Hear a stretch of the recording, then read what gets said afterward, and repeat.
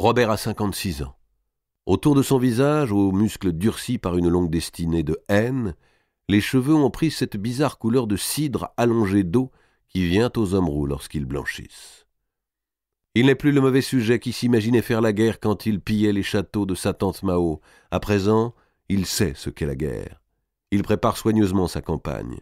Il a l'autorité que confèrent l'âge et toutes les expériences accumulées au cours d'une tumultueuse existence. Il est unanimement respecté.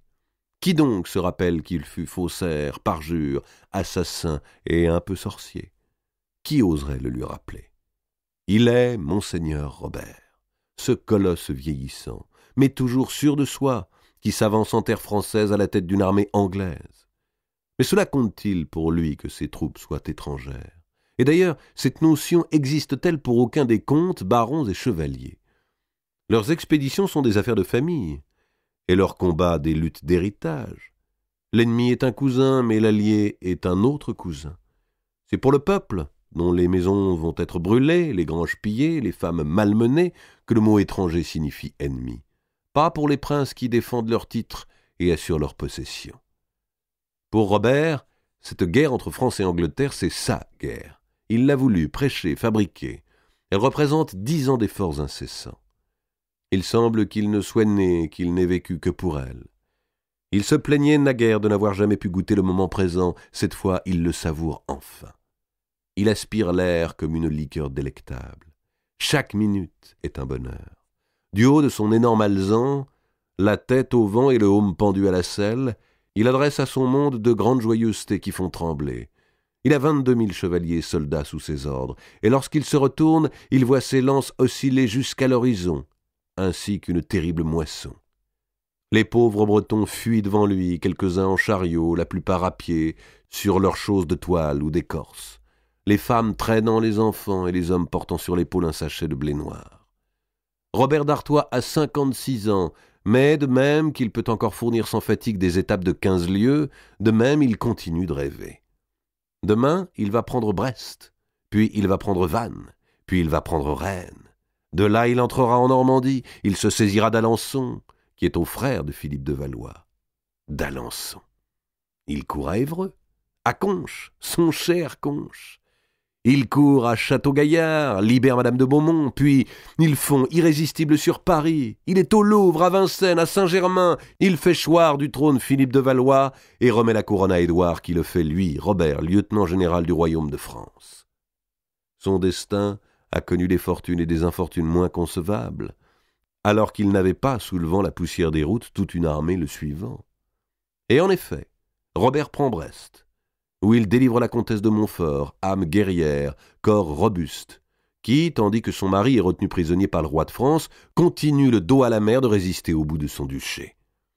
Et en effet, Robert traverse triomphant la Bretagne, et en effet, il assiège Vannes, il fait dresser perrières et catapultes, pointer les bombardes à poudre, dont la fumée se dissout dans les nuages de novembre, ouvrir une brèche dans les murs. La garnison de Vannes est nombreuse, mais ne paraît pas particulièrement résolue. Elle attend le premier assaut pour pouvoir se rendre de façon honorable. Il faudra de part et d'autre sacrifier quelques hommes afin que cette formalité soit remplie. Robert fait lasser son aume d'acier, enfourche son énorme destrier qui s'affaisse un peu sous son poids, abaisse devant son visage la ventaille de son casque, agite d'un geste tournoyant les 6 livres de sa masse d'armes au-dessus de sa tête. Les héros qui font claquer sa bannière hurlent à pleine voix « Artois, à la bataille !» Des hommes de pied courent à côté des chevaux, portant 6 longues échelles. D'autres tiennent au bout d'un bâton des paquets d'étoupes enflammées. Et le tonnerre roule vers les boulis de pierre, à l'endroit où le rempart a cédé. Et la côte flottante de Monseigneur d'Artois, sous les lourdes nuées grises, rougeoie comme la foudre. Un trait d'arbalète ajusté du créneau traversa la côte de soie, l'armure, le cuir du haut-bergeon, la toile de la chemise. Le choc n'avait pas été plus dur que celui d'une lance de joute. Robert d'Artois arracha lui-même le trait, et quelques foulées plus loin, sans comprendre ce qui lui arrivait, ni pourquoi le ciel devenait soudain si noir, ni pourquoi ses jambes n'enserraient plus son cheval, il s'écroula dans la boue. Tandis que ses troupes enlevaient Vannes, le géant Déomé, étendu sur une échelle, était porté jusqu'à son camp. Le sang coulait sous l'échelle. Robert n'avait jamais été blessé auparavant. 2 campagnes en Flandre, sa propre expédition en Artois, la guerre d'Aquitaine. Robert, à travers tout cela, était passé sans seulement une écorchure. Pas une lance brisée, en 50 tournois, pas une défense de sanglier ne lui avait même effleuré la peau. Pourquoi devant Vannes, devant cette ville qui n'offrait pas de résistance véritable, qui n'était qu'une étape secondaire sur la route de son épopée? Aucune prédiction funeste concernant Vannes ou la Bretagne n'avait été faite à Robert d'Artois. Le bras qui avait tendu l'arbalète était celui d'un inconnu qui ne savait même pas sur qui il tirait. 4 jours, Robert lutta, non plus contre les princes et les parlements, non plus contre les lois d'héritage, les coutumes des comtés, contre les ambitions ou l'avidité des familles royales. Il luttait contre sa propre chair. La mort pénétrait en lui par une plaie aux lèvres noirâtres, ouverte entre ce cœur qui avait tant battu et ce ventre qui avait tant mangé. Non pas la mort qui glace, celle qui incendie. Le feu s'était mis dans ses veines. Il fallait à la mort brûler en 4 jours les forces qui restaient en ce corps pour 20 ans de vie. Il refusa de faire un testament, criant que le lendemain il serait à cheval. Il fallut l'attacher pour lui administrer les derniers sacrements, parce qu'il voulait assommer l'aumônier dans lequel il croyait reconnaître Thierry d'Hirson. Il délirait. Robert d'Artois avait toujours détesté la mer, un bateau appareilla pour le ramener en Angleterre. Toute une nuit, au balancement des flots, il plaida en justice, étrange justice, où il s'adressait aux barons de France en les appelant « mes nobles lords », et requérait le Philippe le Bel qui leur donna la saisie de tous les biens de Philippe de Valois, manteau, sceptre et couronne, en exécution d'une bulle papale d'excommunication. Sa voix, depuis le château d'Arrière, s'entendait jusqu'à l'étrave, montait jusqu'aux hommes de vigie, dans les mâts. Avant l'aube, il s'apaisa un peu et demanda qu'on approchât son matelas de la porte. Il voulait regarder les dernières étoiles, mais il ne vit pas se lever le soleil. À l'instant de mourir, il imaginait encore qu'il allait guérir. Le dernier mot que ses lèvres formèrent fut « Jamais !» sans qu'on sût s'il s'adressait au roi, à la mer ou à Dieu. Chaque homme venant au monde est investi d'une fonction infime ou capitale, mais généralement inconnue de lui-même, et que sa nature, ses rapports avec ses semblables, les accidents de son existence le poussent à remplir, à son insu, mais avec l'illusion de la liberté. Robert d'Artois avait mis le feu à l'Occident du monde, sa tâche était achevée. Lorsque le roi Édouard III, en Flandre, apprit sa mort, ses cils se mouillèrent, et il envoya à la reine Philippa une lettre où il disait « Doux cœur, Robert d'Artois, notre cousin, est à Dieu commandé. Pour l'affection que nous avions envers lui, et pour notre honneur, nous avons écrit à nos chanceliers et trésoriers, et les avons chargés de le faire enterrer en notre cité de Londres. Nous voulons, doux cœur, que vous veilliez à ce qu'il fasse bien selon notre volonté. Que Dieu soit gardien de vous. Donnez sous notre sceau privé en la ville de Grandchamp, le jour de Sainte-Catherine, l'an de notre règne d'Angleterre 16e et de France tiers. » Au début de janvier 1343, la crypte de la cathédrale Saint-Paul, à Londres, reçut le plus lourd cercueil qui y fût jamais descendu. Et ici, l'auteur, contraint par l'histoire à tuer son personnage préféré, avec lequel il a vécu 6 années, éprouve une tristesse égale à celle du roi Édouard d'Angleterre. La plume, comme disent les vieux conteurs de chroniques, lui échappe hors des doigts, et il n'a plus le désir de poursuivre, au moins immédiatement, sinon pour faire connaître au lecteur la fin de quelques-uns des principaux héros de ce récit. Franchissons 11 ans, et franchissons les Alpes.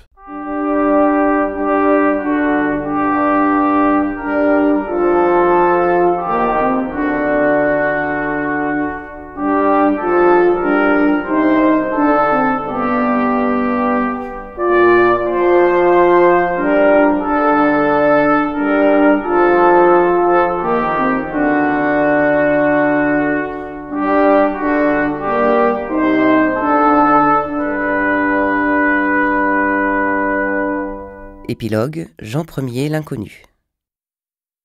La route qui mène à Rome. Le lundi 22 septembre 1354, à Sienne, Giannino Baglioni, notable de cette ville, reçut au palais Tolomei, où sa famille tenait compagnie de banque, une lettre du fameux Colla de Rienzi, qui avait saisi le gouvernement de Rome en reprenant le titre antique de tribun.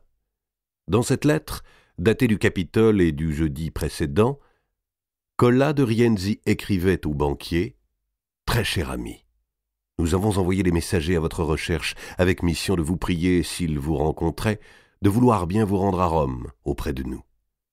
Ils nous ont rapporté qu'ils vous avaient en effet découvert à Sienne, mais n'avaient pu vous déterminer à venir nous voir. Comme il n'était pas certain qu'on vous découvrirait, nous ne vous avions pas écrit, mais maintenant que nous savons où vous êtes, nous vous prions de venir nous trouver en toute diligence, aussitôt que vous aurez reçu cette lettre, et dans le plus grand secret, pour affaires concernant le royaume de France. » Pour quelle raison le tribun grandit dans une taverne du Trastevere, mais qui affirmait être fils adultérin de l'empereur Henri VII d'Allemagne, donc un demi-frère du roi Jean de Bohême, et en qui Pétrarque célébrait le restaurateur des anciennes grandeurs de l'Italie, pour quelle raison Colla de Rienzi voulait-il s'entretenir et d'urgence et secrètement avec Giannino Baglioni? Celui-ci ne cessait de se poser la question les jours suivants, tandis qu'il cheminait vers Rome, en compagnie de son ami le notaire Angelo Guidarelli, auquel il avait demandé de l'accompagner, d'abord parce qu'une route faite à deux semble moins longue, et aussi parce que le notaire était un garçon avisé, qui connaissait bien toutes les affaires de banque. En septembre, le ciel est encore chaud sur la campagne siennoise, et le chaume des moissons couvre les champs comme d'une fourrure fauve. C'est l'un des plus beaux paysages du monde. Dieu y a tracé avec aisance la courbe des collines et répandu une végétation riche, diverse, où le cyprès règne en seigneur. L'homme a su travailler cette terre et partout y semer ses logis qui, de la plus princière villa à la plus humble métairie, possèdent tous, avec leur couleur ocre et leurs tuiles rondes, la même grâce et la même harmonie. La route n'est jamais monotone, serpente, s'élève, descend vers de nouvelles vallées, entre des cultures en terrasses et des oliveraies millénaires. À Sienne, Dieu et l'homme ont eu également du génie. Quelles étaient ces affaires de France dont le tribun de Rome désirait parler en secret au banquier de Sienne? Pourquoi l'avait-il fait approcher à 2 reprises et lui avait-il envoyé cette lettre pressante où il le traitait de très cher ami? De nouveaux prêts à consentir au roi de Paris, sans doute, ou des rançons à acquitter pour quelques grands seigneurs prisonniers en Angleterre. Giannino Baglioni ignorait que Colla de Rienzi s'intéressât tellement au sort des Français. Et si même il en était ainsi, pourquoi le tribun ne s'adressait-il pas aux autres membres de la compagnie, aux plus anciens, à Tolomeo, Tolomei, à Andrea, à Giacomo, qui connaissait bien mieux ces questions et était allé à Paris autrefois, liquider l'héritage du vieil oncle Spinello quand on avait dû fermer les comptoirs de France. Certes, Giannino était né d'une mère française, une belle dame un peu triste, qu'il revoyait au centre de ses souvenirs d'enfance dans un manoir vétuste, en un pays pluvieux. Et certes, son père, Guccio Baglioni, mort depuis 14 ans déjà, le cher homme, au cours d'un voyage en Campanie, et Giannino, balancé par le pas de son cheval, dessinait un signe de croix discret sur sa poitrine, son père, du temps qu'il séjournait en France, s'était trouvé fort mêlé à de grandes affaires de cour, entre Paris, Londres, Naples et Avignon. Il avait approché les rois et les reines, et même assisté au fameux conclave de Lyon. Mais Giannino n'aimait pas se souvenir de la France, précisément à cause de sa mère jamais revue, et dont il ignorait si elle était encore vivante ou trépassée. À cause de sa naissance, légitime selon son père, illégitime aux yeux des autres membres de la famille, de tous ses parents brusquement découverts lorsqu'il avait 9 ans, le grand-père Mino Baglioni, les oncles Tolomei, les innombrables cousins.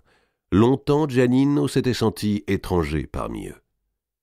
Il avait tout fait pour effacer cette dissemblance, pour s'intégrer à la communauté, pour devenir un Siennois, un banquier, un Baglioni.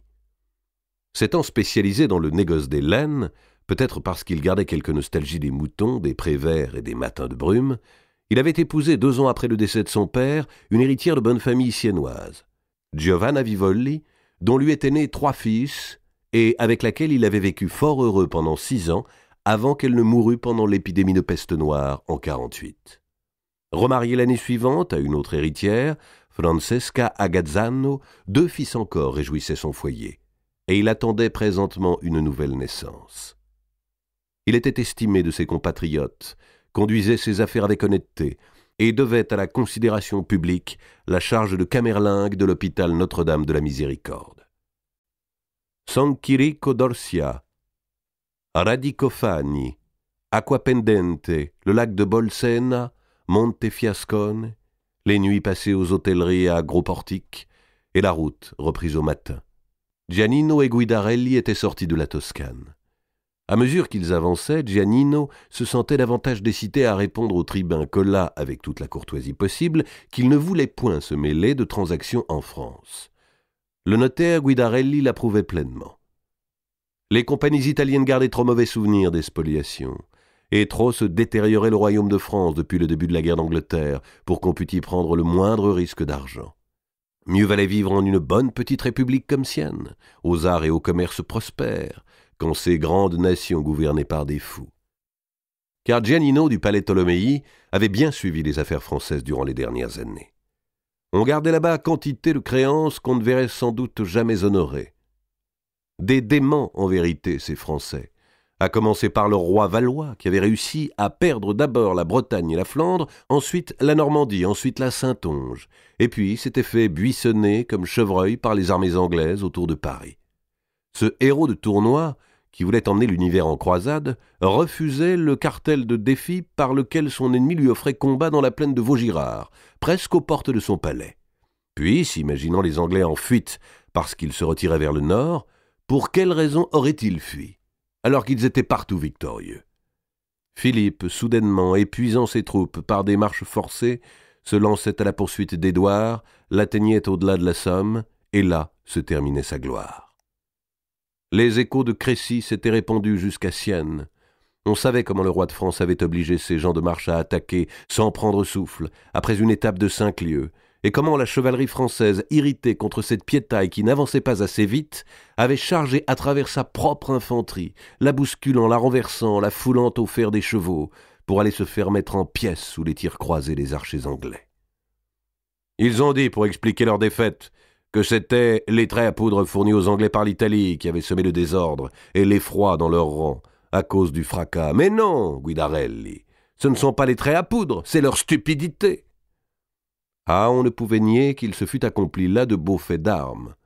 Par exemple, on avait vu Jean de Bohême, devenu aveugle vers la cinquantaine, exiger de se faire conduire quand même au combat, son destrier lié à droite et à gauche aux montures de 2 de ses chevaliers. Et le roi aveugle s'était enfoncé dans la mêlée, brandissant sa masse d'armes, pour l'abattre sur qui? Sur la tête des 2 malheureux qui l'encadraient. On l'avait retrouvé mort, toujours lié à ses 2 compagnons assommés, parfait symbole de cette caste chevaleresque, enfermée dans la nuit de ces aumes, qui, méprisant le peuple, se détruisait elle-même comme à plaisir. Au soir de Crécy, Philippe VI errait dans la campagne, n'ayant plus que 6 hommes avec lui, et allait frapper à la porte d'un petit manoir en gémissant « Ouvrez, ouvrez à l'infortuné roi de France !» Messer Dante, on ne devait pas l'oublier, avait maudit autrefois la race des Valois à cause du premier d'entre eux, le comte Charles, le ravageur de Sienne et de Florence. Tous les ennemis du Divino Poeta finissaient assez mal. Et après Crécy, la peste amenée par les Génois. De cela non plus il ne fallait jamais attendre rien de bon. Leur bateau avait rapporté d'Orient le mal affreux qui, gagnant d'abord la Provence, s'était abattu sur Avignon, sur cette ville toute pourrie de débauche et de vices. Il suffisait d'avoir entendu répéter les propos de Messer Pétrarque sur cette nouvelle Babylone pour comprendre que sa puante infamie et les péchés qui s'y étalaient la désignaient aux calamités vengeresses. Le Toscan n'est jamais content de rien ni de personne, sauf de lui-même. S'il ne pouvait médire, il ne pourrait vivre. Et Giannino en cela se montrait bien toscan. À Viterbo, Guidarelli et lui n'en avaient pas encore fini de critiquer et de blâmer tout l'univers. D'abord, que faisait le pape en Avignon, au lieu de siéger à Rome, en la place désignée par Saint-Pierre? Et pourquoi élisait-on toujours des papes français comme ce Pierre Roger, l'ancien évêque d'Arras, qui avait succédé à Benoît XII et régnait présentement sous le nom de Clément VI? Pourquoi ne nommait-il à son tour que des cardinaux français et refusait-il de rentrer en Italie? Dieu les avait tous punis. Une seule saison voyait la fermeture de 7000 maisons d'Avignon dépeuplées par la peste. On ramassait les cadavres par charretées. Puis le fléau montait vers le nord à travers un pays épuisé par la guerre. La peste arrivait à Paris, où elle causait 1000 morts par journée. Grands ou petits, elle n'épargnait personne. La femme du duc de Normandie, fille du roi de Bohême, était morte de la peste. La reine Jeanne de Navarre, la fille de Marguerite de Bourgogne, était morte de la peste. La malreine de France elle-même, Jeanne la Boiteuse, sœur de Marguerite, avait péri de la peste. Les Français qui la détestaient disaient que son trépas n'était qu'un juste châtiment. Mais pourquoi Giovanna Baglioni, la première épouse de Giannino, Giovanna aux beaux yeux en amande, au cou pareil à un fût d'albâtre, avait-elle aussi été emportée? Était-ce la justice? Était-il juste que l'épidémie eût dévasté Sienne? Dieu manifestait vraiment peu de discernement et taxait trop souvent les bons pour payer les fautes des méchants. Bienheureux ceux qui avaient échappé à la peste. Bienheureux messire Giovanni Boccaccio, le fils d'un ami des Ptoléméides, de mère française comme Giannino, et qui avait pu demeurer à l'abri, hôte d'un riche seigneur, dans une belle villa en lisière de Florence. Tout le temps de la contagion, afin de distraire les réfugiés de la Villa Palmieri et de leur faire oublier que la mort rôdait aux portes, Boccaccio avait écrit ces beaux et plaisants contes que maintenant l'Italie entière répétait. Le courage montré devant le trépas par les hôtes du comte Palmieri et par Messer Boccaccio ne valait-il pas toute la sotte bravoure des chevaliers de France? Le notaire Guidarelli partageait complètement cet avis. Or, le roi Philippe s'était remarié 30 jours seulement après la mort de la malreine. Là encore, Giannino trouvait motif à blâmer, non exactement dans le remariage, puisque lui-même en avait fait autant, mais dans l'indécente hâte mise par le roi de France à ses secondes noces. 30 jours. Et qui Philippe VI avait-il choisi? C'était là que l'histoire commençait d'être savoureuse. Il avait enlevé à son fils aîné la princesse à laquelle celui-ci devait se remarier, sa cousine Blanche, fille du roi de Navarre, qu'on surnommait Belle Sagesse. Ébloui par l'apparition à la cour de cette pucelle de 18 ans, Philippe avait exigé de son fils, Jean de Normandie, qu'il la lui cédât. Et Jean s'était laissé unir à la comtesse de Boulogne, une veuve de 24 ans, pour laquelle il n'éprouvait pas grand goût, non plus à vrai dire que pour aucune dame, car il semblait que l'héritier de France fût plutôt tourné vers les écuyers. Le roi de 56 ans avait alors retrouvé entre les bras de Belle Sagesse la fougue de sa jeunesse. Belle Sagesse, vraiment, le nom convenait bien. Giannino et Guidarelli en étaient secoués de rire sur leurs chevaux. Belle Sagesse! Messer Boccaccio en eût fait un de ses contes. En 3 mois, la donzelle avait eu les os du roi tournoyeur, et l'on conduisait à Saint-Denis ce superbe imbécile qui n'avait régné un tiers de siècle que pour conduire son royaume de la richesse à la ruine. Jean II, le nouveau roi, âgé maintenant de 36 ans et qu'on appelait le Bon, sans qu'on sût trop pourquoi, possédait tout juste, à ce que les voyageurs rapportaient, les mêmes solides qualités que son père et le même bonheur dans ses entreprises.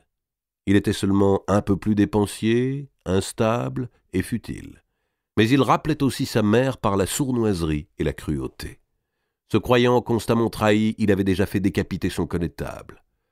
Parce que le roi Édouard III, campant dans Calais par lui conquis, avait institué l'ordre de la Jarretière, un jour qu'il s'était plu à rattacher lui-même le bas de sa maîtresse, la belle comtesse de Salisbury, le roi Jean II, ne voulant pas demeurer en reste de chevalerie, avait fondé l'ordre de l'Étoile, afin d'en honorer son favori espagnol, le jeune Charles de la Cerda.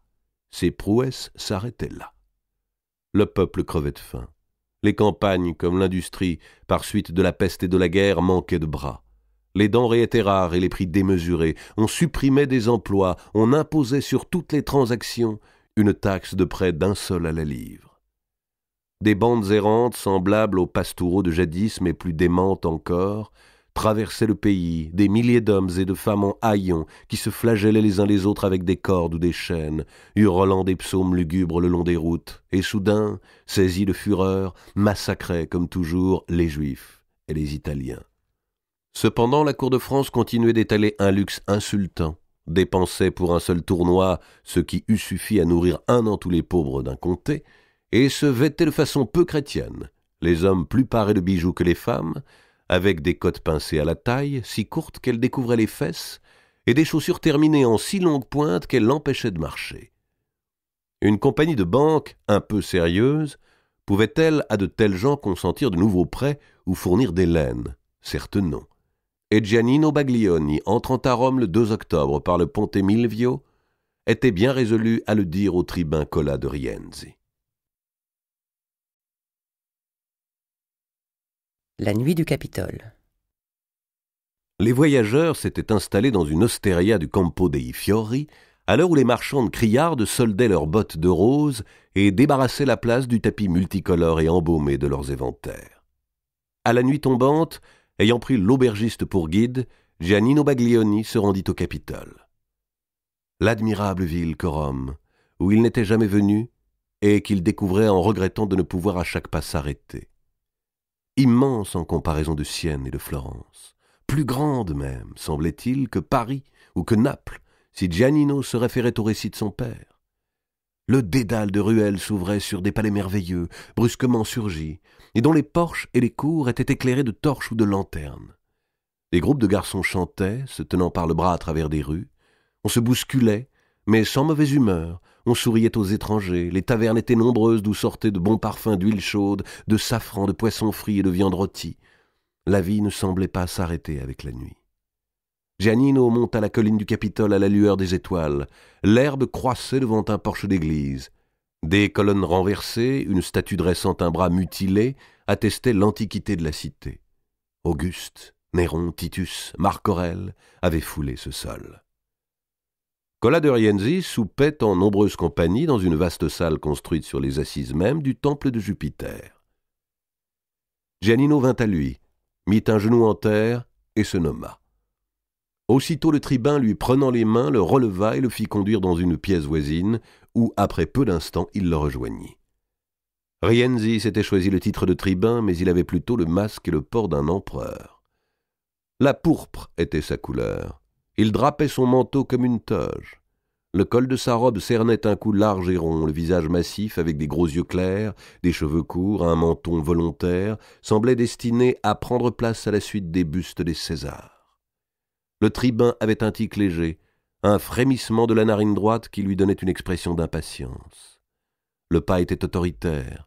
Cet homme-là montrait bien, rien qu'en paraissant, qu'il était né pour commander, avait de grandes vues pour son peuple, et qu'il fallait se hâter de comprendre ses pensées et de s'y conformer. Il fit asseoir Giannino près de lui, ordonna à ses serviteurs de fermer les portes et de veiller à ce qu'on ne les dérangeât point. Puis tout aussitôt, il commença de poser des questions qui ne concernaient en rien les affaires de banque. Le commerce des laines, les prêts d'argent, les lettres de change ne constituaient pas son souci. C'était Giannino uniquement, la personne de Giannino qui l'intéressait. À quel âge Giannino était-il arrivé de France? Où avait-il passé ses premières années? Qui l'avait élevé? Avait-il toujours porté le même nom? Après chaque demande, Rienzi attendait la réponse, écoutait, hochait le menton, interrogeait de nouveau. Donc Giannino avait vu le jour dans un couvent de Paris. Sa mère, Marie de Cressel, l'avait élevé jusqu'à l'âge de 9 ans en Île-de-France, près d'un bourg nommé Naufle-le-Vieux. Que savait-il d'un séjour qu'aurait fait sa mère à la cour de France? Le Siennois se rappelait-il les propos de son père, Guccio Baglioni, à ce sujet? Marie de Cressay, peu après avoir accouché de Giannino, avait été appelée à la cour comme nourrice pour le fils nouveau-né de la reine Clémence de Hongrie, mais elle y était peu restée, puisque l'enfant de la reine était mort au bout de quelques jours, empoisonné, disait-on. Et Giannino se mit à sourire. Il avait été frère de lait d'un roi de France, c'était chose à laquelle il ne songeait presque jamais et qui lui paraissait soudain incroyable, presque risible, lorsqu'il se contemplait tout près d'atteindre 40 ans dans sa tranquille existence de bourgeois italien. Mais pourquoi Rienzi lui posait-il toutes ces questions? Pourquoi le tribun aux gros yeux clairs, le bâtard de l'avant-dernier empereur, l'observait-il avec cette attention réfléchie? « C'est bien vous, dit enfin Cola de Rienzi. « C'est bien vous. » Giannino ne comprenait pas ce qu'il entendait par là. Il fut encore plus surpris quand il vit l'imposant tribun mettre un genou en terre et s'incliner jusqu'à lui baiser le pied droit. « Vous êtes le roi de France, » déclara Rienzi, « et c'est ainsi que tout le monde doit vous traiter désormais. » Les lumières vacillèrent un peu autour de Giannino. Quand la maison où l'on se tient paisiblement à dîner se fissure soudain, parce que le sol est en train de glisser, quand le bateau sur lequel on dort vient en pleine nuit éclater contre un récif, on ne comprend pas non plus, dans le premier instant, ce qui arrive. Giannino Baglioni était assis dans une chambre du Capitole. Le maître de Rome s'agenouillait à ses pieds et lui affirmait qu'il était roi de France. Il y a eu 9 ans au mois de juin.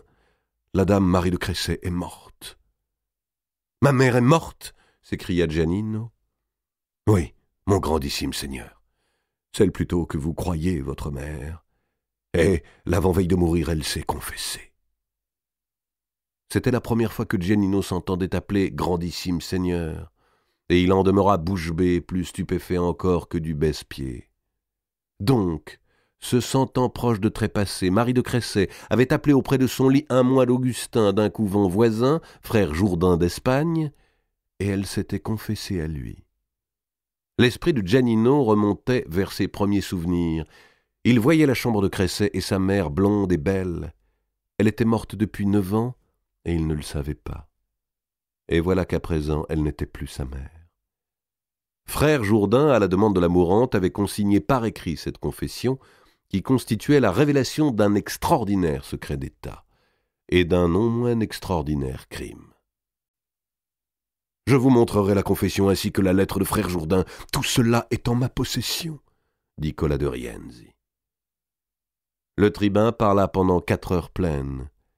Il n'en fallait pas moins, et d'abord pour instruire Giannino d'événements vieux de 40 ans, qui faisaient partie de l'histoire du royaume de France.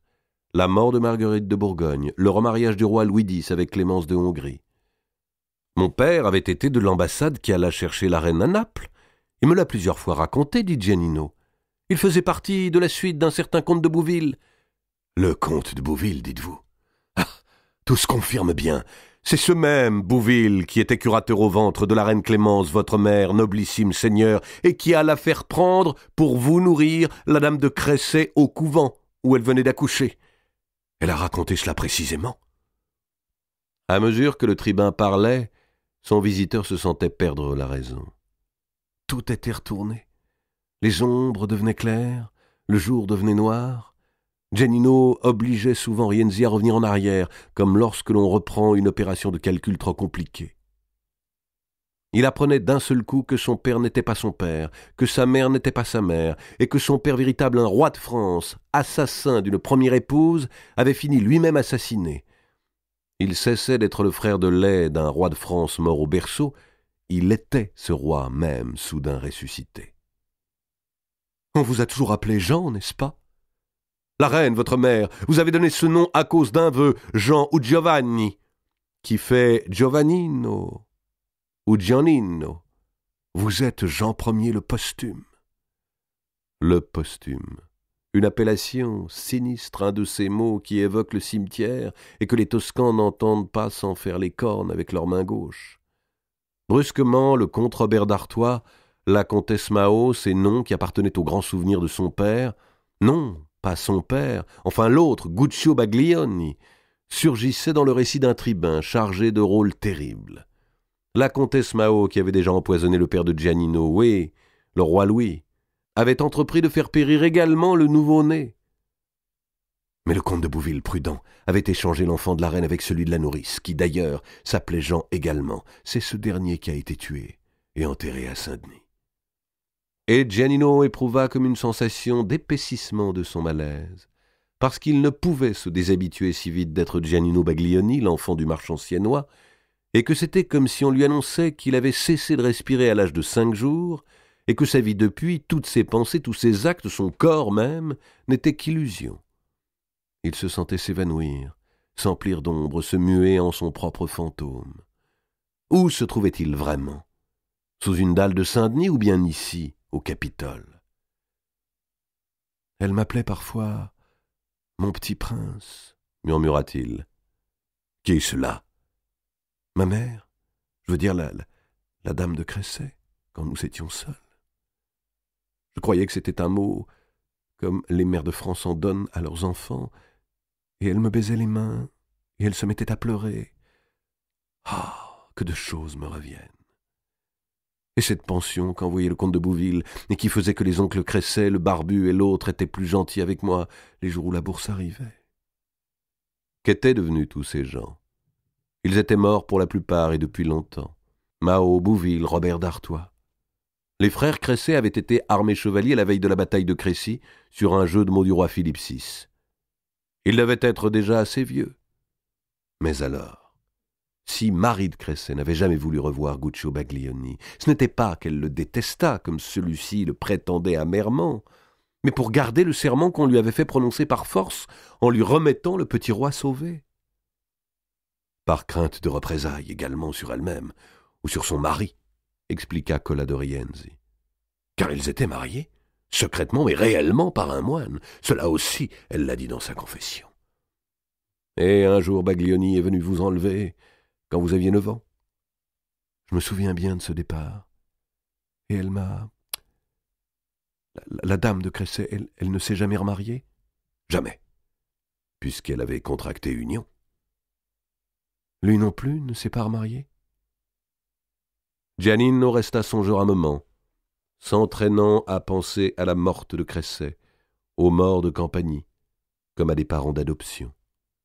Puis soudain il demanda « Pourrais-je avoir un miroir ?» « Certes, » dit le tribun avec une légère surprise. Il frappa dans ses mains et donna un ordre à un serviteur. J'ai vu la reine Clémence une fois, précisément quand je fus emmené de Cressay et que je passais quelques jours à Paris, chez l'oncle Spinello. Mon père, adoptif, ainsi que vous dites, me conduisit la saluer. Elle m'a donné des dragées. Alors c'était elle, ma mère? Les larmes lui montaient aux yeux. Il glissa la main sous le col de sa robe, sortit un petit reliquaire pendu à une cordelette de soie. Cette relique de Saint-Jean venait d'elle.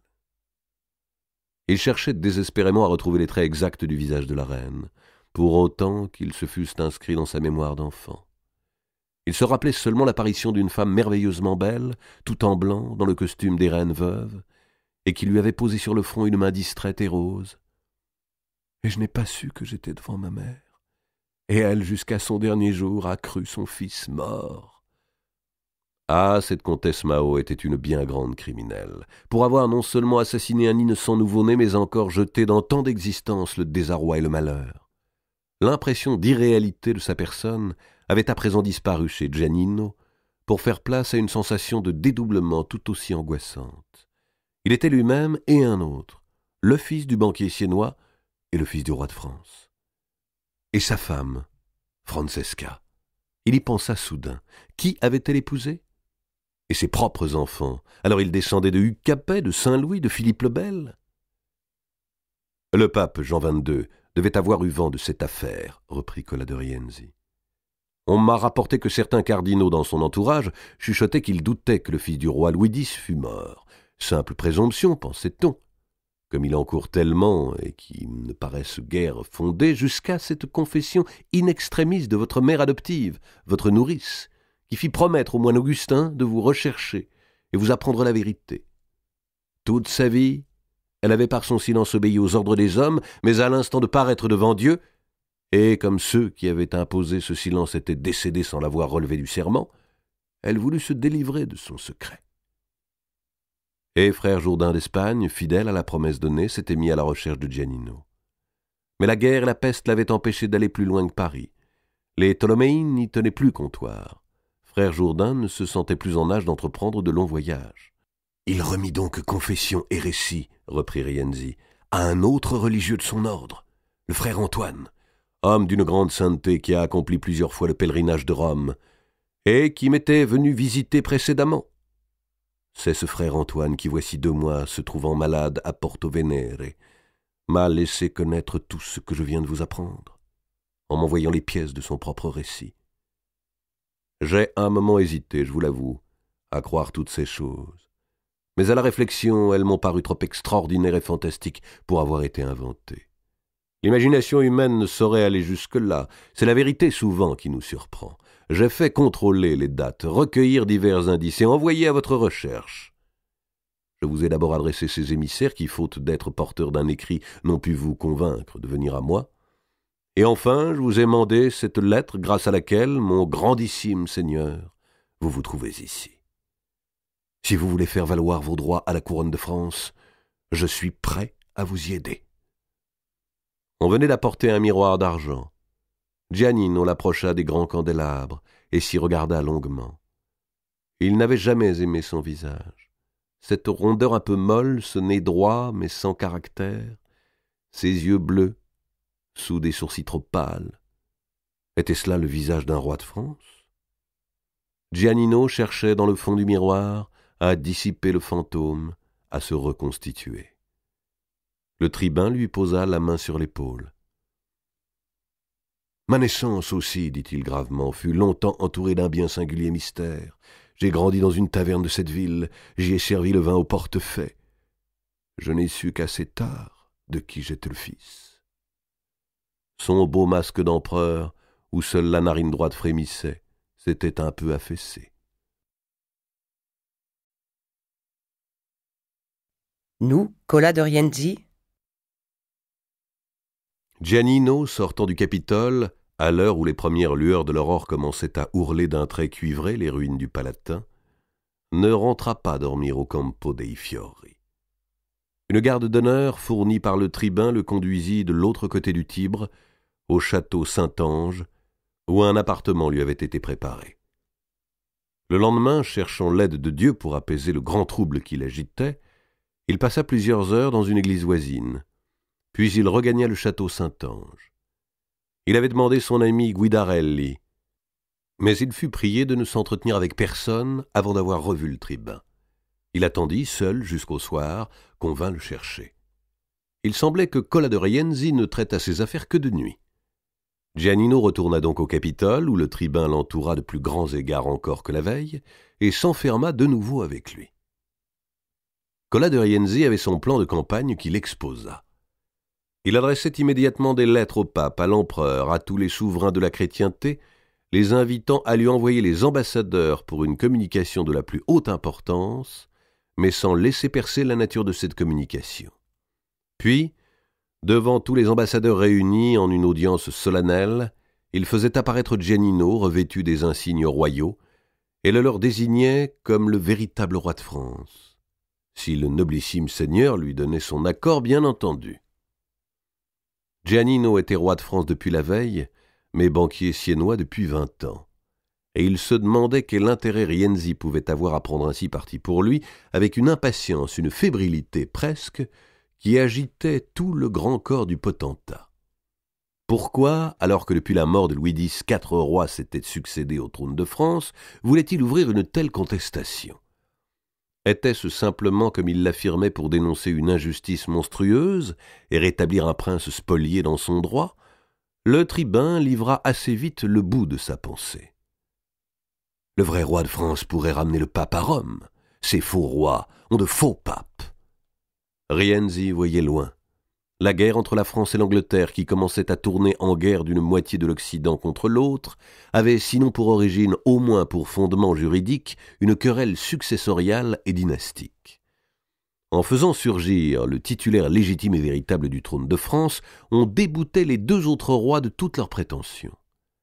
Alors, les souverains d'Europe, au moins les souverains pacifiques, tenaient assemblée à Rome, destituaient le roi Jean II et rendaient au roi Jean Ier sa couronne.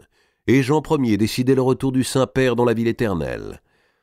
Il n'y avait plus de visée de la cour de France sur les terres impériales d'Italie, il n'y avait plus de lutte entre Guelfes et Gibelins. L'Italie, dans son unité retrouvée, pouvait aspirer à reprendre sa grandeur de jadis. Enfin, le pape et le roi de France, s'ils le souhaitaient, pouvaient même, de l'artisan de cette grandeur et de cette paix, de Cola de Rienzi, fils d'empereur, faire l'empereur. Et pas un empereur à l'allemande, un empereur à l'antique. La mère de Cola était une Trastevere, où les ombres d'Auguste, de Titus, de Trajan se promènent toujours, même aux tavernes, et y font lever les rêves. Le lendemain, 4 octobre, au cours d'une 3e entrevue, celle-ci dans la journée, Rienzi remettait à Giannino, qu'il appelait désormais Giovanni di Francia, toutes les pièces de son extraordinaire dossier. La confession de la fausse mère, le récit du frère Jourdain d'Espagne, la lettre du frère Antoine, enfin ayant appelé un de ses secrétaires, il commença de dicter l'acte qui authentifiait le tout. Nous, Cola de Rienzi, chevalier par la grâce du siège apostolique, sénateur illustre de la cité sainte, juge, capitaine et tribun du peuple romain, avons bien examiné les pièces qui nous ont été délivrées par le frère Antoine, et nous y avons d'autant plus ajouté foi qu'après tout ce que nous avons appris et entendu, c'est en effet par la volonté de Dieu que le royaume de France a été en proie pendant de longues années, tant à la guerre qu'à des fléaux de toutes sortes, toutes choses que Dieu a permises, nous le croyons, en expiation de la fraude qui a été commise à l'égard de cet homme, et qui a fait qu'il a été longtemps dans l'abaissement et la pauvreté. Le tribun semblait plus nerveux que la veille. Il s'arrêtait de dicter chaque fois qu'un bruit non familier parvenait à son oreille, ou au contraire qu'un silence un peu long s'établissait. Ses gros yeux se dirigeaient souvent vers les fenêtres ouvertes. On eût dit qu'il épiait la ville. Giannino s'est présenté devant nous à notre invitation le jeudi 2 octobre. Avant de lui parler de ce que nous avions à lui dire, nous lui avons demandé ce qu'il était, sa condition, son nom, celui de son père, et toutes les choses qui le concernaient. D'après ce qu'il nous a répondu, nous avons trouvé que ses paroles s'accordaient avec ce que disaient les lettres du frère Antoine, ce que, voyant, nous lui avons respectueusement révélé, tout ce que nous avions appris. Mais comme nous savons qu'un mouvement se prépare à Rome contre nous, Giannino eut un sursaut. Comment ? Cola de Rienzi, si puissant qu'il parlait d'envoyer des ambassadeurs au pape et à tous les princes du monde, redoutait. Il leva le regard vers le tribun. Celui-ci confirma en abaissant lentement les paupières sur ses yeux clairs. Sa narine droite tremblait. « Les colonna », dit-il sombrement. Puis il se remit à dicter. Comme nous craignions de périr avant de lui avoir donné quelque appui ou quelques moyens pour recouvrer son royaume, nous avons fait copier toutes ces lettres et les lui avons remises en main propre le samedi 4 octobre 1354, les ayant scellées de notre sceau marqué de la grande étoile entourée de 8 petites, avec le petit cercle au milieu, ainsi que des armes de la Sainte Église et du peuple romain, pour que les vérités qu'elles contiennent en reçoivent une garantie plus grande et pour qu'elles soient connues de tous les fidèles. Puisse notre très saint pieux et très saint gracieux Seigneur Jésus-Christ nous accorder une vie assez longue, pour qu'il nous soit donné de voir triomphant en ce monde une aussi juste cause. Amen. Amen. Quand ceci fut fait, Rienzi s'approcha de la fenêtre ouverte et prenant Jean Ier par l'épaule d'un geste presque paternel, il lui montra à 100 pieds plus bas le grand désordre de ruines du forum antique, les arcs de triomphe et les temples écroulés. Le soleil couchant teintait d'or rose cette fabuleuse carrière où vandales et papes s'étaient fournis de marbre pendant près de 10 siècles, et qui n'était pas encore épuisée. Du temple de Jupiter, on apercevait la maison des Vestales, le laurier qui croissait au temple de Vénus. « C'est là, » dit le tribun désignant la place de l'ancienne curie romaine, « c'est là-bas que César fut assassiné. Voulez-vous me rendre un très grand service, mon noble seigneur ? Nul ne vous connaît encore, nul ne sait qui vous êtes, et vous pouvez cheminer en paix comme un simple bourgeois de Sienne. Je veux vous aider de tout mon pouvoir. Encore faut-il pour cela que je sois vivant. Je sais qu'une conspiration se trame contre moi. Je sais que mes ennemis veulent mettre fin à mes jours. Je sais qu'on surveille les messages que j'envoie hors de Rome. Partez pour Montefiascone. Présentez-vous de ma part au cardinal Albornese et dites-lui de m'envoyer des troupes avec la plus grande urgence. » Dans quelle aventure Giannino se trouvait-il en si peu d'heures engagé ? Revendiquer le trône de France ? Et à peine était-il prince prétendant partir en émissaire du tribun pour lui chercher du secours. Il n'avait dit oui à rien, et à rien ne pouvait dire non. Le lendemain, 5 octobre, après une course de 12 heures, il parvenait à ce même Montefiascone qu'il avait traversé, médisant si fort de la France et des Français, 5 jours plus tôt. Il parla au cardinal Albornese, qui aussitôt décida de marcher sur Rome avec les soldats dont il disposait. Mais il était déjà trop tard. Le mardi 7 octobre, Cola de Rienzi était assassiné. Le roi posthume. Et Giovanni di Francia rentra à Sienne, y reprit son commerce de banque et de laine, et pendant 2 ans se tint quoi ? Simplement, il se regardait souvent dans les miroirs. Il ne s'endormait pas sans penser qu'il était le fils de la reine Clémence de Hongrie, le parent des souverains de Naples, l'arrière-petit-fils de Saint-Louis. Mais il n'avait pas une immense audace de cœur. On ne sort pas brusquement de Sienne à 40 ans pour crier « Je suis le roi de France !» sans risquer d'être pris pour un fou. L'assassinat de Cola de Rienzi, son protecteur de 3 jours, l'avait fait sérieusement réfléchir. Et d'abord, qui serait-il allé trouver ? Toutefois, il n'avait pas gardé la chose si secrète qu'il n'en eût parlé un peu à son épouse Francesca, curieuse comme toutes les femmes, à son ami Guidarelli, curieux comme tous les notaires, et surtout à Fra Bartolomeo, de l'ordre des frères prêcheurs, curieux comme tous les confesseurs. Fra Bartolomeo était un moine italien enthousiaste et bavard, qui se voyait déjà chapelain du roi. Giannino lui avait montré les pièces remises par Rienzi. Il commença d'en parler dans la ville. Et les Siennois bientôt de se chuchoter ce miracle. Le légitime roi de France était parmi leurs concitoyens. On s'attroupait devant le Palazzo Tolomei. Quand on venait commander des laines à Giannino, on se courbait très bas. On était honoré de lui signer une traite. On se le désignait lorsqu'il marchait dans les petites rues. Les voyageurs de commerce qui avaient été en France assuraient qu'il avait tout à fait le visage des princes de là-bas, blond, les joues larges, les sourcils un peu écartés. Et voilà que les marchands siennois, dispersant la nouvelle auprès de leurs correspondants en tous comptoirs italiens d'Europe, et voilà qu'on découvre que les frères Jourdain et Antoine, les deux Augustins que chacun croyait morts tant ils se présentaient dans leurs relations écrites comme vieux ou malades, étaient toujours bien vivants et même s'apprêtaient à partir pour la Terre Sainte. Et voilà que ces deux moines écrivent au Conseil de la République de Sienne pour confirmer toutes leurs déclarations antérieures. Et même le frère Jourdain écrit à Giannino, lui parlant des malheurs de la France et l'exhortant à prendre bon courage. Les malheurs, en effet, étaient grands. Le roi Jean II, le faux roi, disaient maintenant les Siennois, avait donné toute la mesure de son génie dans une grande bataille qui s'était livrée à l'ouest de son royaume, du côté de Poitiers.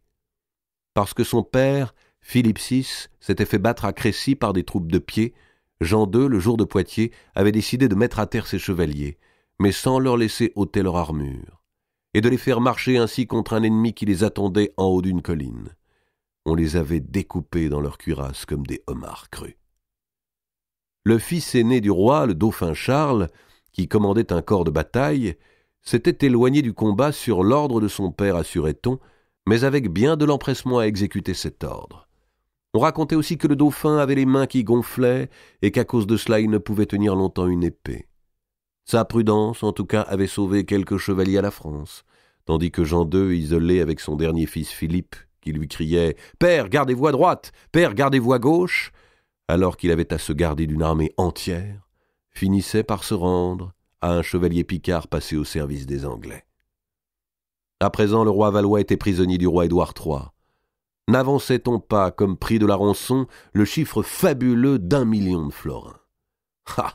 Il ne fallait pas compter sur les banquiers siennois pour y contribuer. On commentait toutes ces nouvelles avec beaucoup d'animation, un matin d'octobre 1356, devant le municipio de Sienne, sur la belle place en amphithéâtre bordée de palais ocre et rose. On en discutait en faisant de grands gestes qui effarouchaient les pigeons, lorsque soudain Fra Bartolomeo s'avança dans sa robe blanche vers le groupe le plus nombreux et, justifiant sa renommée de frère prêcheur, commença de parler comme s'il eût été en chair. On va voir enfin ce qu'est ce roi prisonnier et quels sont ses titres à la couronne de Saint-Louis. Le moment de justice est arrivé. Les calamités qui s'appesantissent sur la France depuis 25 années ne sont que le châtiment d'une infamie. Et Jean de Valois n'est qu'un usurpateur. « Usurpatore, usurpatore » hurlait Fra Bartolomeo devant la foule qui grossissait. Il n'a aucun droit au trône qu'il occupe. Le véritable, le légitime roi de France, c'est à Sienne qu'il se trouve et tout le monde le connaît. On l'appelle Giannino Baglioni. Son doigt indiquait par-dessus les toits la direction du palais Tolomei. On le croit, le fils de Guccio, fils de Mino, mais en vérité il est né en France, du roi Louis et de la reine Clémence de Hongrie. La ville fut mise par ce prêche dans un tel émoi que le Conseil de la République se réunit sur l'heure, aux municipio, demandant à Fra Bartolomeo d'apporter les pièces, les examina et après une grande délibération décida de reconnaître Giannino comme roi de France.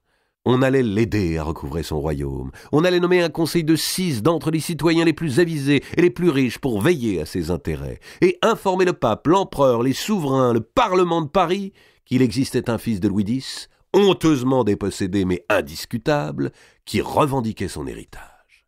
Et tout d'abord, on lui vota une garde d'honneur et une pension.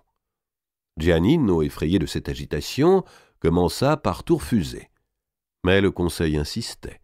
Le conseil brandissait devant lui ses propres documents et exigeait qu'il fût convaincu.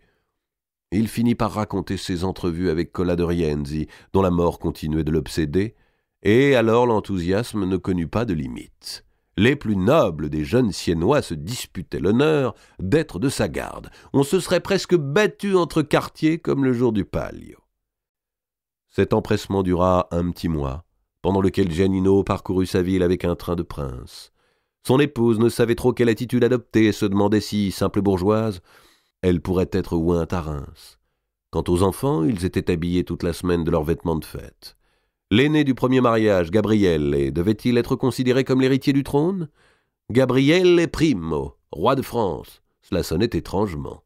Ou bien, et la pauvre Francesca Agazzano en tremblait, le pape ne serait-il pas forcé d'annuler un mariage si peu en rapport avec l'auguste personne de l'époux, afin de permettre que celui-ci contractât une nouvelle union avec une fille de roi? Négociants et banquiers furent vite calmés par leurs correspondants. Les affaires n'étaient-elles pas assez mauvaises en France qu'il fallut y faire surgir un roi de plus? Les bardis de Florence se moquaient bien de ce que le légitime souverain fût siennois. La France avait déjà un roi valois prisonnier à Londres, où il menait une captivité dorée en l'hôtel de Savoie sur la Tamise, et se consolait en compagnie de jeunes écuyers de l'assassinat de son cher Lacerda. La France avait également un roi anglais qui commandait à la plus grande part du pays. Et maintenant, le nouveau roi de Navarre, petit-fils de Marguerite de Bourgogne, qu'on appelait Charles le Mauvais, revendiquait lui aussi le trône. Et tous étaient endettés auprès des banques italiennes. Ah, les Siennois étaient bienvenus d'aller soutenir les prétentions de leur Giannino. Le Conseil de la République n'envoya aucune lettre au souverain, aucun ambassadeur au pape, aucune représentation au Parlement de Paris. Et l'on retira bientôt à Giannino sa pension et sa garde d'honneur. Mais c'était lui, maintenant, entraîné presque contre son gré dans cette aventure, qui voulait la poursuivre. Il y allait de son honneur, et l'ambition, tardivement, le tourmentait. Il n'admettait plus qu'on tînt pour rien qu'il eût été reçu au Capitole, qu'il eût dormi au château Saint-Ange et marché sur Rome en compagnie d'un cardinal.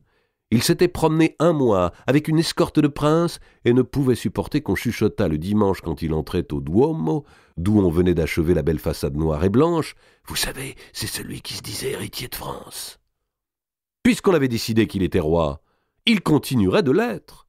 Et tout seul, il écrivit au pape Innocent VI, qui avait succédé en 1352 à Pierre Roger. Il écrivit au roi d'Angleterre, au roi de Navarre, au roi de Hongrie, leur envoyant copie de ses documents et leur demandant d'être rétabli dans ses droits. L'entreprise en fût peut-être restée là si Louis de Hongrie, seul de tout le parentage, n'eût répondu. Il était neveu direct de la reine Clémence. Dans sa lettre, il donnait à Giannino le titre de roi et le félicitait de sa naissance. Alors, le 2 octobre 1357, 3 ans, jour pour jour, après sa première entrevue avec Cola de Rienzi, Giannino, emportant avec lui son dossier ainsi que 250 écus d'or et 2600 ducats cousus dans ses vêtements, partit pour Bude, pour demander protection à ce cousin lointain qui acceptait de le reconnaître. Il était accompagné de 4 écuyers fidèles à sa fortune. Mais quand il arriva à Bude, 2 mois plus tard, Louis de Hongrie ne s'y trouvait pas. Tout l'hiver, Giannino attendit, dépensant ses ducats. Il découvrit là un Siennois, Francesco del Contado, qui était devenu évêque. Enfin, au mois de mars, le cousin de Hongrie rentra dans sa capitale, mais ne reçut pas Giovanni di Francia. Il le fit interroger par plusieurs de ses seigneurs qui se déclarèrent d'abord convaincus de sa légitimité, puis, 8 jours plus tard, faisant volte-face, affirmèrent que ses prétentions n'étaient qu'imposture. Giannino protesta. Il refusait de quitter la Hongrie. Il se constitua un conseil présidé par l'évêque siennois. Il parvint même à recruter parmi l'imaginative noblesse hongroise, toujours prête aux aventures, 56 gentilshommes qui s'engagèrent à le suivre avec 1000 cavaliers et 4000 archers, poussant leur aveugle générosité jusqu'à offrir de le servir à leurs frais aussi longtemps qu'il ne serait pas en état de le récompenser. Encore fallait-il, pour s'équiper et partir, l'autorisation du roi de Hongrie.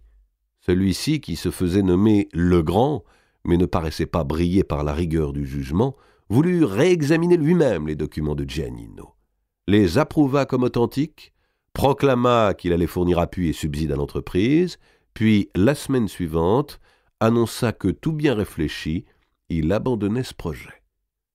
Et pourtant, le 15 mai 1359, l'évêque Francesco del Contado remettait au prétendant une lettre datée du même jour, scellée du sceau de Hongrie, par laquelle Louis le Grand, enfin éclairé par le soleil de la vérité, certifiait que le seigneur Giannino di Guccio, élevé dans la ville de Sienne, était bien issu de la famille royale de ses ancêtres et fils du roi Louis de France et de la reine Clémence de Hongrie, d'heureuse mémoire. La lettre confirmait également que la divine providence, se servant du secours de la nourrice royale, avait voulu qu'un échange substituât au jeune prince un autre enfant, à la mort duquel Giannino devait son salut. Ainsi, autrefois la Vierge Marie fuyant en Égypte, sauvait son enfant en laissant croire qu'il ne vivait plus. Toutefois, l'évêque Francesco conseillait au prétendant de partir au plus vite, avant que le roi de Hongrie ne fût revenu sur sa décision, d'autant qu'on n'était pas absolument certain que la lettre eût été dictée par lui, ni le sceau apposé par son ordre.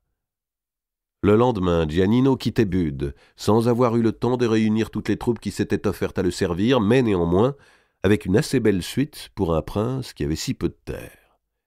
Giovanni di Francia se rendit alors à Venise, où il se fit tailler des habits royaux, puis à Trévise, à Padoue, à Ferrare, à Bologne, et enfin il rentra à Sienne, après un voyage de 16 mois, pour se présenter aux élections du Conseil de la République. Or, bien que son nom fût sorti le 3e des boules, le Conseil invalida son élection, justement parce qu'il était le fils de Louis X, justement parce qu'il était reconnu comme tel par le roi de Hongrie, justement parce qu'il n'était pas de la ville. Et on lui ôta la citoyenneté siennoise. Vint à passer par la Toscane le grand sénéchal du royaume de Naples, qui se rendait en Avignon. Giannino s'empressa de l'aller trouver. Naples n'était-elle pas le berceau de sa famille maternelle? Le sénéchal prudent lui conseilla de s'adresser au pape. Sans escorte cette fois, les nobles hongrois s'étant lassés, il arriva au printemps 1360 dans la cité papale, en plein habit de pèlerin. Innocent VII refusa obstinément de le recevoir. La France causait au Saint-Père trop de tracas pour qu'il songeât à s'occuper de cet étrange roi posthume. Jean II le Bon était toujours prisonnier. Paris demeurait marqué par l'insurrection où le prévôt des marchands Étienne Marcel avait péri assassiné après sa tentative d'établir un pouvoir populaire. L'émeute était aussi dans les campagnes où la misère soulevait ceux qu'on appelait les Jacques. On se tuait partout. On ne savait plus qui était ami ou ennemi. Le dauphin aux mains gonflées, sans troupes et sans finances, luttait contre l'anglais, luttait contre le navarrais, luttait contre les parisiens même, aidé du breton Duguesclin auquel il avait remis l'épée qu'il ne pouvait tenir. Il s'employait en outre à réunir la rançon de son père.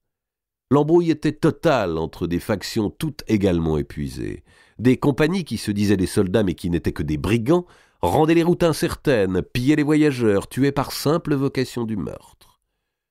Le séjour d'Avignon devenait pour le chef de l'Église aussi peu sûr que celui de Rome, même avec les colonnats. Il fallait traiter au plus vite, imposer la paix à ces combattants exténués, et que le roi d'Angleterre renonçât à la couronne de France, fût-ce à garder par droit de conquête la moitié du pays, et que le roi de France fût rétabli sur l'autre moitié pour y ramener un semblant d'ordre. Qu'avait-on à faire d'un pèlerin agité qui réclamait le royaume en brandissant l'incroyable relation de moines inconnus et une lettre du roi de Hongrie, que celui-ci démentait? Alors Giannino erra, cherchant quelque argent, essayant d'intéresser à son histoire des convives d'auberge qui disposaient d'une heure à perdre entre 2 pichets de vin, accordant de l'influence à des gens qui n'en avaient point, s'abouchant avec des intrigants, des malchanceux, des routiers de grande compagnie, des chefs de bandes anglaises qui, venus jusque-là, écumaient la Provence. On disait qu'il était fou, et en vérité, il le devenait. Les notables d'Aix l'arrêtèrent un jour de janvier 1361, où il semait le trouble dans leur ville. Ils s'en débarrassèrent dans les mains du viguier de Marseille, lequel le jeta en prison. Il s'évada au bout de 8 mois pour être aussitôt repris. Et puisqu'il se réclamait si haut de sa famille de Naples, puisqu'il affirmait avec tant de force être le fils de Madame Clémence de Hongrie, le viguier l'envoya à Naples. On négociait justement dans ce moment-là le mariage de la reine Jeanne, héritière de Robert l'astrologue, avec le dernier fils de Jean II le Bon. Celui-ci, à peine revenu de sa joyeuse captivité, après la paix de Brétigny conclue par le dauphin, courait en Avignon où Innocent VII venait de mourir. Et le roi Jean II proposait au nouveau pontife Urbain V un magnifique projet, la fameuse croisade que ni son père Philippe de Valois, ni son grand-père Charles n'avaient réussi à faire partir. À Naples, Jean le Posthume, Jean l'Inconnu, fut enfermé au château de l'Œuf. Par le soupirail de son cachot, il pouvait voir le château neuf, le Macchio Angiono, d'où sa mère était partie si heureuse 46 ans plus tôt, pour devenir reine de France. Ce fut là qu'il mourut, la même année, ayant partagé lui aussi, par les détours les plus étranges, le sort des rois maudits.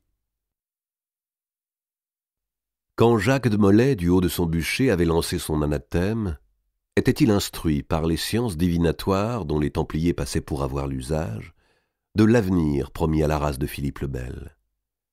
Ou bien la fumée dans laquelle il mourait avait-elle ouvert son esprit à une vision prophétique?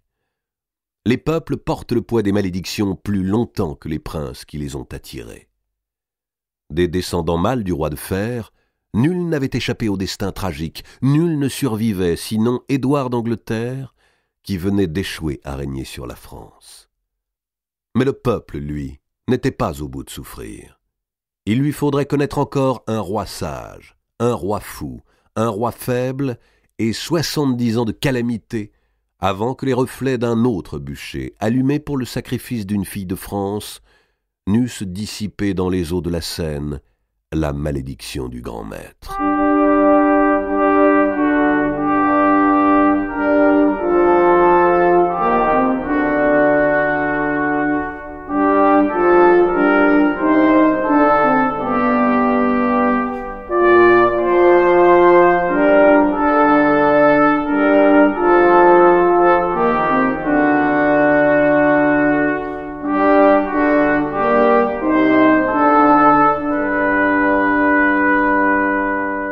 Vous avez entendu Le Lys et le Lion, 6e épisode des Rois maudits de Maurice Druon. Interprété par François Berland. Réalisation Arnaud Maton.